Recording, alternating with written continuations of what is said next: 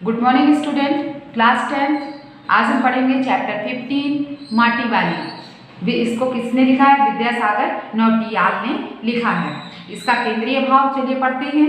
प्रस्तुत कहानी में लेखक ने मिट्टी बेचकर अपना भरण पोषण करने वाली निर्धन और अभावग्रस्त स्त्री की जीवन यापन पद्धति को अत्यंत मार्मिक ढंग से चित्रित किया है।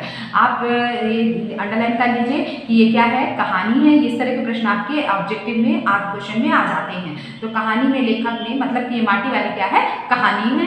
और जो माटी वाली है वो अपना भरण पोषण माटी बेचकर करती है, उसके बारे में जो है हमें मार्मिक ढंग से उन्होंने चित्रित किया है और हमें बताया है कि माटी वाली जो है किस तरह अपना जीवन यापन करती थी। माटी और कंटर ही मानो गांव में उनकी पहचान बन गए हैं। माटी और कंटर ही उसकी गांव में पहचान है कि माटी बेचने वाली कौन है, और लोग पहचान उसको माटी और कंटर से ही लोग पहचानते थे। कहानी में वर्णित स्त्री अपने अच्छे या बुरे भाग्य के बारे में ज्यादा नहीं सोचती है। जो ये माटी वाली है वो अपने भाग्य के बारे में नहीं सोचती। पुरुषार्थी भावना से जीते हुए परिवार चलाना, कभी अपनी दरिद्रता की बात या दुखड़ा किसी से ना कहना उस स्त्री का स्वभाव है। वह अपने जीवन की विषम परिस्थितियों का सामना बड़ी हिम्मत से करती है। विस्थापित होने का भय भी उसे किसी प्रकार विचलित नहीं कर पाता। कहानी मर्मस्पर्शी है, कहानी दिल को छू लेने वाली है। शहर के सेमल का टप्पड़ मोहल्ले की ओर बने आखिरी घर की खोली में पहुंचकर उसने दोनों हाथों की मदद से अपने सिर पर धरा बोझ नीचे उतारा। मिट्टी से भरा एक कंटर माटी वाली टिहरी शहर में शायद कोई घर नहीं होगा जिसे वह ना जानती हो या जहां उसे ना जानते हो। घर के कुल निवासी वर्षों से वहां रहते आ रहे हैं। किराएदार उनके बच्चे तलक घर घर में लाल मिट्टी देते रहने के उस काम को करने वाली वह अकेली है। उसका कोई प्रतिद्वंदी नहीं है। वह जो है घर घर में माटी बेचने वाली है, माटी बेचती है। एक और माटी वाली घर घर में जाकर मिट्टी बेचती है। ऐसा कोई नहीं है जो कि उसे माटी वाली को ना जानता हो, और माटी वाली भी ऐसा है कि ऐसा कोई घर नहीं है जिसमें कि जो माटी वाली को नहीं जानता हो, और माटी वाली भी ऐसा नहीं है जो किसी घर को ना जानती हो। और वो एक अकेली माटी वाली है, उसका कोई प्रतिद्वंदी और नहीं है। उसके बगैर तो लगता है कि टिहरी शहर के कई घरों में चूल्हों का जलना तक मुश्किल हो जाएगा। अगर वह ना होती तो कई घरों में तो चूल्हा तक जलाना मुश्किल हो जाता। ऐसा क्यों होता? क्योंकि वहाँ जो है मिट्टी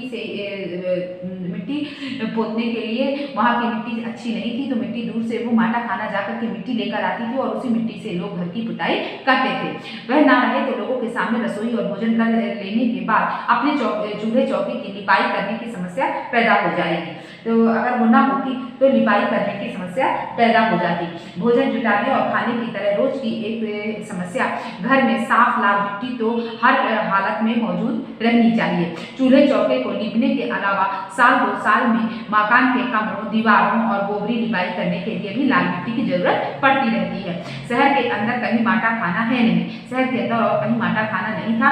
भागीरथी और भिलांगना, 2 नदियों के तटों पर बसे हुए शहर की मिट्टी इस कदर रेतीली है कि उससे चूल्हों की लिपाई का काम नहीं किया जा सकता। क्यों सभी लोग उसका इंतजार क्यों करते थे? माटी वाली का सभी लोग इसलिए इंतजार करते थे क्योंकि वहाँ की जो मिट्टी थी वो रेतीली थी, जिस वजह से उससे लिपाई का कार्य नहीं हो सकता था। वह लाल मिट्टी से ही लिपाई का कार्य हो सकता था। इसलिए माटा खाना से लेकर के मिट्टी लाने वाली केवल वो एक वही महिला थी। इस वजह से लोग उसे सभी लोग उसे पहचानते थे। दो नदियों के तटों पर बसे हुए शहर की मिट्टी इस कदर रेतीली है कि उसमें चूल्हे की लिपाई का काम नहीं किया जा सकता।